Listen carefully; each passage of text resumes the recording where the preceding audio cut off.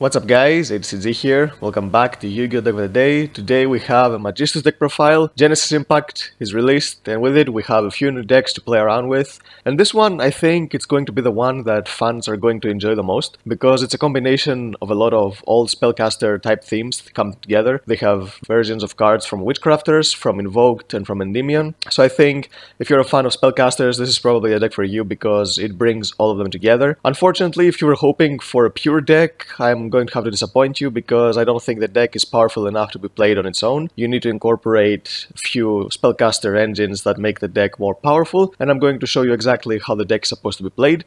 So before we begin, if you enjoy this video, give it a thumbs up, subscribe to the channel so you don't miss our upcoming content, and now let's get to the deck profile. So to start off with the Magistus monsters, we have 3 copies of the Magistus monster Endymion. This one and the next one actually both share the same effect, that you can equip one Magistus from your extra deck to one Magistus monster you control. And by doing this, you always equip Artemis, which is a link monster. And when she is equipped to a Magistus monster, while she is equipped, you can search one Magistus monster from your deck to your hand. And these, the next 2 monsters, this one and the next one, also have a secondary effect that they're not the most optimal effects, but you can use them sometimes. So with this one, you can target a face-off spell you control, destroy it, and then draw a card and place 1 card from your hand at the bottom of the deck. I wish it just drew a card. If it did, it would be fine, because you don't really want to use this at all, because it's just an egg 1, you send the equipped monster to the grave, unless you're planning to do something with a spell card that's equipped to this card, or you don't really want to use the continuous spell card anymore, then you can do it to try to cycle for a card. And the deck does play a lot of cards that you kind of don't really want in your hand, you want to put them back into the deck, so this effect can come in handy if you draw one of these pseudo bricks in the deck. So it does have its purposes, but it's not the best effect overall. You mostly use it for its first effect to get a search. Next up we have Magistus Flame Zora. This one of course has the same effect. You can target a Magistus monster you control to equip the Magistus monster from your extra deck to it, so there's Artemis again. You will just equip her to get a search. And if this card becomes equipped with a Magistus monster card, you can special summon a level 4 spellcaster monster from your hand or grave, but unfortunately has its effects negated. So unless you really want a monster back from the graveyard, which is usually Vere, you will use this effect. Do not use this effect to special summon Vere from your hand, because you will not get to use her effect to search a Magistus spell and trap unless you want an extra body on the field, but usually you don't really need to. But this effect gives you just extra bodies. But again, it's here just to equip Artemis from the extra deck so you can get another search. 3 copies of Magistus Vere. She's the searcher that gets you to your spells and traps. On summon, you can either search a Magistus spell and trap from your deck to your hand, which is usually what you're going to do, or you can return one of your banished level 4 or lower spellcaster monsters from your grave. This effect is not the most optimal, but it's there just in case. And she also has an effect that you can banish this card from your grave to target a Magistus monster you control and equip one Magistus monster from your grave to it, but it cannot be a level 4 monster. But usually with this effect you will be equipping the link monster back, because when the link monster is equipped to a Magistus, then you can search one of your Magistus monsters. So not only does she search you for one of your spells and traps that usually gives you one of your disruptions on the field, but she also gives you a follow-up play for the next turns, so she's the best Magistus monster by far in the deck. Now let's go to one of the 2 supplementary engines that I play, because this deck has a lot of good synergies. So the first one, I play a Wind Witch engine, playing 3 copies of Ice Bell, 1 copy of Glass Bell, and 1 copy of Snow Bell. So what this does is you have to think of it as the old Invoked Wind Witch deck. The deck has a fusion monster that is very similar to Raijin. It's a high-level wind monster, so you can use it under Ice Bell's restriction. And the deck does special summon monsters from the deck, from the main deck actually, that are not wind. So sometimes you don't really want to use Glass Bell's effect. By just summoning Ice Bell and Glass Bell, you can still end on a Clearwing Fast Dragon, which is a good enough monster in its own. You don't always have to go for Crystal Wing. Snow Bell is here just for the hands that you don't really have a lot going for you, so you can end on the better monster, which is Crystal Wing, and then you can basically back it up with a trap or something. But if you do have an optimal hand and you can special summon a lot, then make sure you do not activate Glass Bell's effect, because using Ice Bell only locks your extra deck for level 5 or higher wind monsters, but using Glass Bell's effect locks you completely into wind monsters, so you don't want to be doing that if you have another monster in your hand that you want to special summon. And the monster that usually you will be special summoning afterwards, if you have it, is 3 copies of Ecclesial. So Dogmaticas are spellcasters, so already this is really good for the deck, because you need to have spellcasters spellcasters in order to fuse with your Magistus in order to go for your wind monster. Ecclesia is all around a really good card. Being a spellcaster make her even better because you can have the synergy, but this engine doesn't really stop you from doing anything. You can just do the normal plays from your extra deck and then lock yourself off the extra deck. And even Dogmatika Punishment doesn't really hurt you, because if you already have a Crystal Wing on the field, if you already have the Fusion monster on the field, you've used its effect, then the next turn you don't really need to use your extra deck again, so you can actually pressure without using your extra deck one more time. I'm playing 2 copies of Fleur-de-Lis.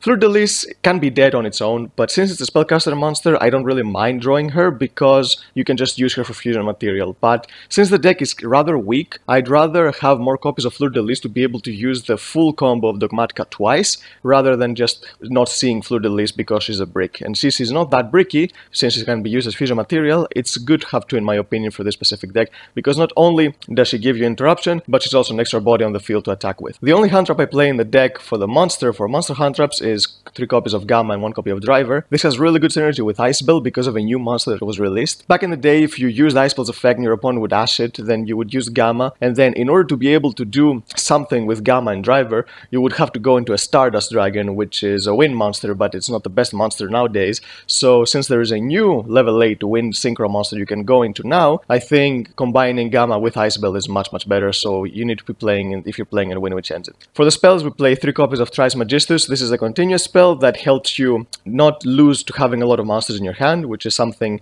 that thankfully this deck has, because it does have a lot of monsters you want to summon on the field. So basically, it protects your Magistus monsters that are equipped from battle once per turn, which is not the most optimal effect. I wish it would have been the card effects too, but still, it's something extra. Now, the good effect is that during your main phase, you can special summon level 4 spellcaster monster from your hand. Keep in mind, it doesn't say Magistus, you can special summon any level 4 spellcaster, which is why this deck has a lot of synergy with spellcasters. You can special summon Ecclesia if you cannot get a monster from your extra deck to special summon her with your own effect, so you can get your search. If you want, you can play cards like Summoner Monk and other stuff, so you can incorporate other engines too. And it has another effect that you can send this to the grave to special summon any number of Magistus monsters with different names from your hand. So if you have a lot of Magistus monsters, then you can just special summon them all on that out of your hand, just because you have the secondary effect. The first effect is the one that you won't be using a lot, because you don't want to use the second effect on the first turn. You want to keep this on the field for quite some time in order to get more value out of it, because there will be a lot of hands where you can just equip one monster, search another one, and then you will not be able to get the other monster you searched out of your hand unless you use this card. So I think it's something that you need to be keeping in mind in order to make the most use out of this deck. The next card is Magistus Invocation. I'm maxing out on this because even if this is searchable with Vere, sometimes you don't get to Vere very easily, and even if you do search her, you cannot special summon her unless you have Thrice Magistus. So I think you need to draw this card in order to be able to maximize your disruptions.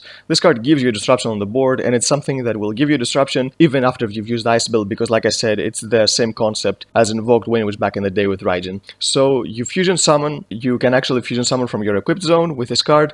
It's not something that will happen too often, but it's something that can happen, and usually you will be using one of your dead Fleur-de-Lis or something in your hand that you don't really want to, or multiple copies of a Magistus monster to special summon the monster from your extra deck. 3 copies of Nadir Servant, insane card. If you're playing a Dogmatika engine, you should be maxing out on this because this card gives you insane amount of advantage. And for the one-offs, 1 Monster Reborn, 1 Called by the Grave, and 1 Upstart Goblin, because you need to be able to draw into these power cards like Ice Bell and the Nadir Servant. For the traps, play 2 copies of Dogmatika Punishment. Same logic with Fleur-de-Lis. This card is not as breaky as Fleur-de-Lis because even if you draw it on its own, it's still a really good trap card you can use for disruption. But I want to play 2 copies of this and Fleur-de-Lis just to make sure I can go for the full Dogmatika combo with Nadir Servant twice during a duel, because I think once is not enough to win with this deck. This deck is rather weak, so you need to be able to do more power plays in order to pressure your opponent into winning the game. And 3 copies of Infinite Impermanence, because Impermanence is just insanely broken in this format. For the extra deck, we have 3 copies of Magistus Saint Iwas. This is the Raijin version of the Invoked. This is a level 8 wind monster, so you can summon it under Ice Bell. It requires a Magistus monster and a Spellcaster monster, so very easy to summon with your invocation. And as a quick effect during the main phase,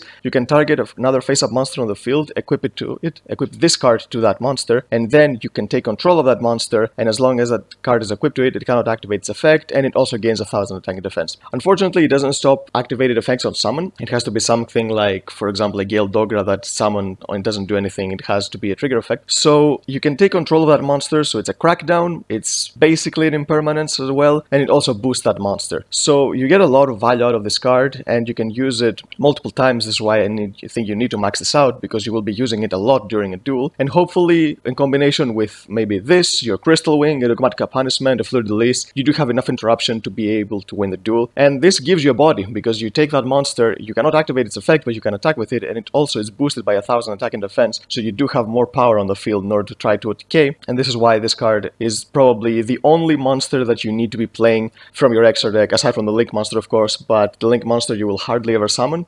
So with this one, you play it because it's very easy to access, because you have a lot of spellcasters. The Xyz and the Synchro, I don't think they're good enough. Yes, they can be summoned, but their effects are so lackluster that I don't think you should be even trying to summon them. I'd rather keep 2 Magistus monsters on the field in defense mode than Xyz summon into the Xyz monster or Synchro into the Synchro monster we got. 2 copies of Titanoclad, you need 2 in order to be able to go for the full combo twice with Nadir Servant, and 2 copies of NTSS just because of Dogmatika Punishment. This card is so broken with Dogmatika Punishment, you can pop 2 cards for the price of 1, so you can have a lot of interruptions. For the Synchro monsters, the first level 7 is Wind Pegasus at Ignister. You will summon this monster when you want to use the full combo with Snowball to go into Crystal Wing, because this will go to the grave, and when this card is in the grave, it's very powerful because it makes your opponent think twice before destroying one of your cards, because the moment one of your cards is destroyed while this is in the grave, you can banish it, and then you can target a card your opponent controls and shuffle it into the deck, which is a very powerful effect to have. So it's much better than the old days where we used like Clear Wing or Winterbell, which they didn't really do anything when they were used as Synchro material. 1 Clearing Fast Dragon, this is the level 7 you will summon when you don't want to use Glassbell's effect, because you want to special summon stuff like Ecclesia,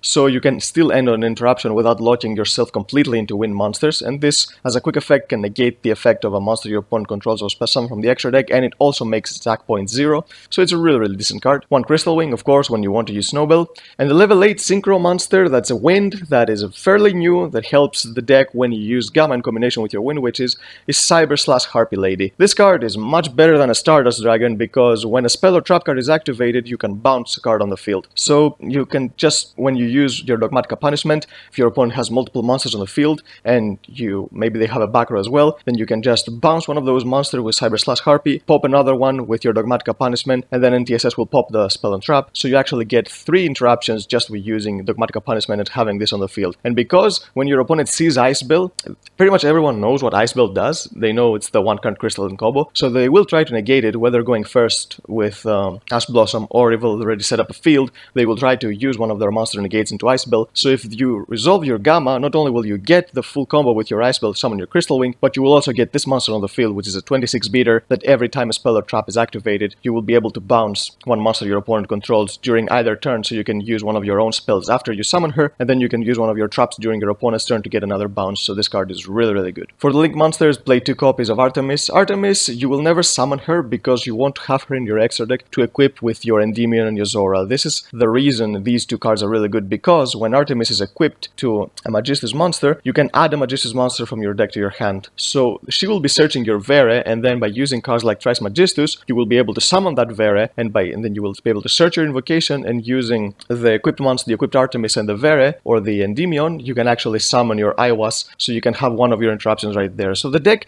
has a lot of 1 card combos or 2 card combos that gives you 1 interruption, and then you can add up another interruption, so this is why I think just playing pure Magistus is not good enough. So by combining it with other good spellcaster engines, you can make the deck much more potent. 1 Almiraz, sometimes you need to use Vere for Almiraz in order to go into your Ecclesia. Yes, you can summon your Artemis, but I still feel you need to reserve your Artemis in the extra deck just to be able to use Zoro as an Endymion's effect to the fullest, because if you don't have them, if you don't have Artemis in the extra deck, these 2 monsters are basically useless because you can't do really anything with them. And 1 Nightmare Phoenix, the only monster that you need to summon sometimes in order to deal some problematic back row. The deck is not as explosive, so you don't really get to use cards like Boral Sword or Appaloosa. You don't get 2 monsters on the field unless you lock yourself into wind monsters, but at that point you can't really use those Link monsters, so there's not really a point. So yep, that's the deck, guys. It's a really fun deck. You can basically splash any spellcaster theme you want in this deck and make it work. If you're a fan of Witchcrafters, you can actually build a Magistus Witchcrafter deck, pretty much anything you need, because you can just use your spellcaster's monster for fusion material.